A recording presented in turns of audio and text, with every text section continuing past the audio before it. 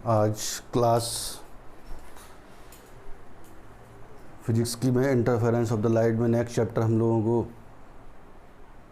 Complete करना है और उसमें जो टॉपिक है वो है अध्यारोपण का सिद्धांत, जिसको इंग्लिश में प्रिंसिपल ऑफ सुप्रीम पोजीशन कहते हैं।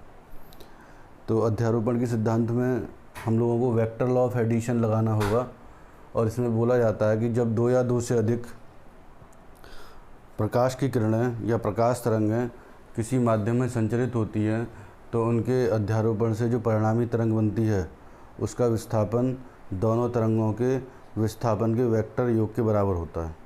तो y vector is equal to y1 vector plus y2 vector लिखा जाएगा। y1 और y2 जो हैं वो ओरिजिनल जो वेव हैं उनके डिस्प्लेसमेंट हैं या विस्थापन हैं। जैसे मान लीजिए ये कोई एक वेव दिखाई मैंने, इसको हम साइनोसॉइडल वेव कहते हैं, ज्या वक्र बनाती है। ये y1 इसका विस्थापन है और इसका जो आयाम है वो मान लीजिए a है ना। टाइम t के साथ में इसका कर्व दिखाया गया है। इसके अलावा जो दूसरी वाली जो वेव है उसका जो विस्थापन है उसको y2 से रिप्रेजेंट कर रहे हैं, आयाम इसका a है और टाइम t है। दोनों के बीच में कुछ ना कुछ फेज डिफरेंस ज़रूर होगा जिसको आप कलांतर कहते हैं। तो जब दो वेव किसी माध्यम में संचरित होती हैं तो संचरित होने के दौरान ये एक दूसरे पर अध्यारोपित होंगी, मतलब ओवरलैप करेंगी, और ओवरलैप करने की वजह से जो परिणामी तरंग बनती है उसका विस्थापन दोनों तरंगों के विस्थापन के वेक्टर योग के बराबर होता है। स्केलर योग नहीं करना है, वेक्टर योग करना है हमको।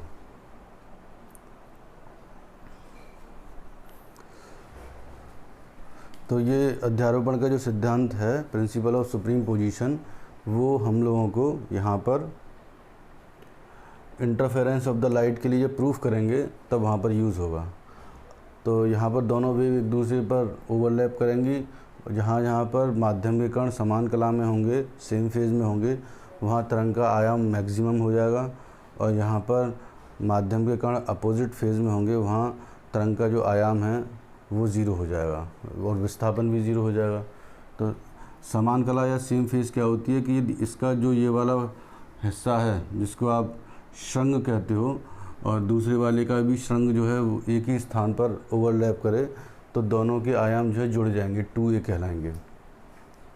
और इसी तरह से यदि किसी समय इसका श्रृंग और इसका जो गर्त है वो एक दूसरे से ओवरलैप करे, जैसे मान लें कि एक वेव का जो श्रृंग है वो दूसरी वेव के गर्त के साथ में ओवरलैप कर रहा है। ये a एम्पलीट्यूड है पहली वेव का और दूसरी वेव का गर्त ये है।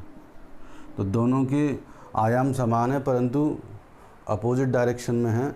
इस वजह से परिणामी जो आयाम होगा a minus A is equal to कितना हो जाएगा, 0 हो जाएगा। तो जब परिणामी आयाम शून्य होता है, 0 होता है, तो वहाँ पर जो तीव्रता है, इंटेंसिटी है वेव की, वो 0 के बराबर कहलाती है।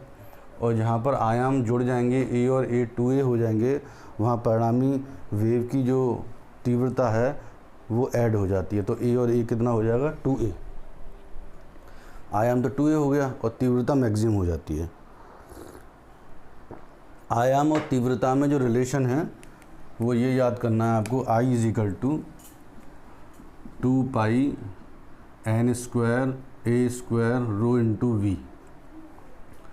यहाँ पर पाई की वैल्यू 3.14 है, n फ्रिक्वेंसी है वेव की, a एम्पलीट्यूड यानी कि आयाम है, रो जो है वो डेंसिटी है माध्यम की, मीडियम की डेंसिटी है, और v है वेलोसिटी यानी वेग। इसका मतलब इंटेंसिटी किस किस बात पर डिपेंड करती है, एक तो आयाम के स्क्वायर पर डिपेंड करती है और दूसरा डिपेंड करती है फ्रिक्वेंसी के स्क्वायर पर। I is directly proportional to n square.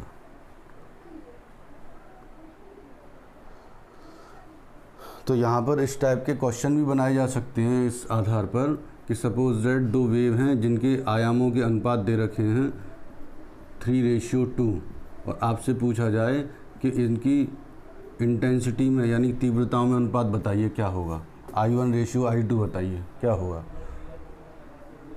तो आप रिलेशन लगाएंगे I1/I2 बराबर a1 square over a2 square, 3 का स्क्वायर अपॉन 2 का स्क्वायर यानी कि 9:4, ये इंटेंसिटी का रेशियो आ जाएगा। यहाँ तक बात सबको समझ में आ गई। अब आगे चलते हैं और टॉपिक का नाम है तरंगों का कलासबद्ध योग, या फिर ये कहें कि जब 2 या 2 से अधिक प्रकाश की तरंगें किसी माध्यम में संचरित होती हैं तो अध्यारोपण का सिद्धांत कैसे लगाते हैं और परिणामी तरंग का नेचर क्या होता है। तो माना कि 2 लाइट वेव हैं। देखो ये दोनों तरह की वेव्स के लिए प्रूफ किया जा सकता है। फर्स्ट ईयर में ये साइन वाली वेव के लिए प्रूफ किया जा चुका है और यहाँ पर हम कॉस वाली वेव के लिए प्रूफ करेंगे। साइन वाली वेव के लिए जब प्रूफ करते थे तो वहाँ पर जो वेव होती थी साइन वाली, वो साउंड वेव होती थी जिनको आप ध्वनि तरंगें कहते हैं, और यहाँ पर जो ये वाली जो वेव होती हैं इनको लाइट वेव बोला जाता है। तो मान लीजिए कि पहली वेव है, इसका डिस्प्लेसमेंट इक्वेशन y1 बराबर लिखा जाएगा a cos ओमेगा टी। दूसरी वेव है, उसका डिस्प्लेसमेंट इक्वेशन लिखा जाएगा y2 बराबर a cos omega T plus phi. अब दोनों को आप जोड़ दीजिए अध्यारोपण के सिद्धांत से, तो y वेक्टर बराबर y1 vector plus y2 vector, तो ये फॉर्मूले में लगा देंगे आप। अब यहाँ से a कॉमन ले लीजिए, जैसे इस तरह से लिया। अब a कॉमन लेने के बाद में ये cos c और cos d का फार्मूला बन जाएगा मैथमेटिक्स में। जिन बच्चों के पास मैथमेटिक्स नहीं है उनके लिए फार्मूला लिख देता हूँ मैं कि cos c plus cos d का फार्मूला क्या होता है ना। तो cos c plus cos d का जो फार्मूला है वो होता है, इधर लिख देता हूँ मैं, cos c plus cos d। तो फार्मूला है 2 cos c plus dy2 into cos c minus के dy2। तो यहाँ पर ये वाली जो टर्म है, आप ओमेगा टी को तो आप c मान लेंगे और ओमेगा टी प्लस फाई को क्या मान लेंगे d। तो फार्मूले में लिखा जाएगा तो ओमेगा टी प्लस 5/2, ये ओमेगा टी माइनस के ओमेगा टी माइनस 5/2। सॉल्व करेंगे, ओमेगा टी से ओमेगा टी कट जाएगा तो cos माइनस 5/2 हो जाएगा। cos में रिलेशन जानते हैं कि यदि माइनस में एंगल आ रहा हो तो प्लस में ही हो जाता है। 2 cos ओमेगा टी और ओमेगा टी 2 ओमेगा टी हो जाएगा, 2 ओमेगा टी बाई 2 करेंगे तो ओमेगा टी रह जाएगा, ये 5/2 हो गया। यहाँ पर 2a cos 5/2 जो ये टर्म है उसको a कहेंगे, जिसको परिणामी तरंग का क्या कहलाया जाएगा, आयाम। Capital A is the amplitude of resulting wave, small a is the amplitude of the constituent waves, है ना, जो हमारी जो वेव्स थी पहले वाली उनका आयाम था। तो इस तरह से आप लिखें यहाँ पर, तो y बराबर लिखा जाएगा a किसके बराबर है, 2a cos 5/2। यहाँ से देख लीजिए 2a cos 5/2 is equal two into cos omega T plus 5/2। तो हमें यहाँ पर ये बात समझ में आ गई कि परिणामी जो तरंग बनेगी वो भी cos की फॉर्म में ही बनेगी, है ना। परिणामी तरंग कैसी फॉर्म में बनेगी, cos की फॉर्म में बनेगी। यदि 2 या 2 से अधिक जो लाइट वेव हैं, whenever 2 or more light wave are of in cos form, then the resulting wave which is obtained after the superimposition of these wave is also is in the cos form। तो वो भी cos की form में मिलेगी। ऐसा नहीं है cos वाली वेव को जोड़ें तो आपको साइन वेव मिल जाए। तो यहाँ पर यदि मैं cos वाली वेव का डायग्राम बना के दिखाऊँ आपको, तो cos वाली वेव का डायग्राम ये है, ये डिस्प्लेसमेंट y हो गया और यहाँ से स्टार्ट होती है ये cos की वेव, और इसका जो एम्पलीट्यूड है वो क्या हो गया a। दूसरी वाली जो वेव है उसको भी जस्ट नीचे बना रहा हूँ मैं। ये जो पॉइंट्स हैं वो टाइम के होते हैं, तो इसे लिखा जाएगा हमारे पास में t/4, है ना, और ये वाला हिस्सा t/4 t/4 t/2 और ये 3t/4, फिर ये t हो जाएगा। हर क्वाड्रेंट जो है आपका सर्किल जैसे होता है, तो सर्किल के 4 क्वाड्रेंट होते हैं, 4 चतुर्थांश होते हैं, फर्स्ट सेकंड थर्ड फोर्थ। तो पूरा पार्टिकल को चक्कर लगाने में कैपिटल T टाइम लग रहा हो तो इस क्वाड्रेंट में लगेगा t/4, ये t/4 और ये t/4 जुड़ेगा तो t/2, फिर ये t/4 जुड़ेगा तो 3t/4 और फिर उसके बाद फाइनली t। तो इसी आधार पर ये हमने लिखा है। यहाँ पर जो वेव है वो कुछ इस तरह से दिखाई जाएगी, कुछ हटती हुई। जब यहाँ पर वेव हटती हुई दिखाई जा रही है, इसका मतलब there is a phase difference between these 2 waves.